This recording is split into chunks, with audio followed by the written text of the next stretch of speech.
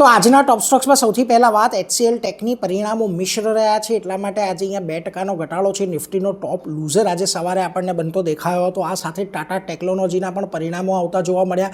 જોકે કંપની અહીંયાથી Q2 અને સેકન્ડ હાફ સારો રહેવાની અપેક્ષા દર્શાવી છે, એને લઈને ખાસ કરીને અહીંયા એક તેજી જોવા મળી રહી છે. આ ઉપરાંત રેલિસ ઇન્ડિયાના પરિણામો સારા રહ્યા હતા, ત્યારબાદ સ્ટોકમાં સારી એવી તેજી આવી, પરંતુ તેજસ નેટવર્ક કંપની નફામાંથી ખોટમાં આવી છે, જેને લઈને 5%થી વધારેનો ઘટાડો આજે આપણને આ સ્ટોકની અંદર જોવા મળ્યો.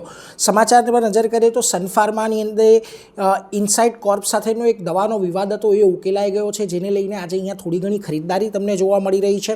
બીજી તરફ એસ્ટ્રાઝેનેકામાં આજે સારી તેજી છે, કારણ કે ડુઆરલેમ્બ નામની દવા છે કે જેની આયાત માટે મંજૂરી મળી ગઈ છે, જેને લઈને આજે અહીંયા તમને તેજી જોવા મળી રહી છે.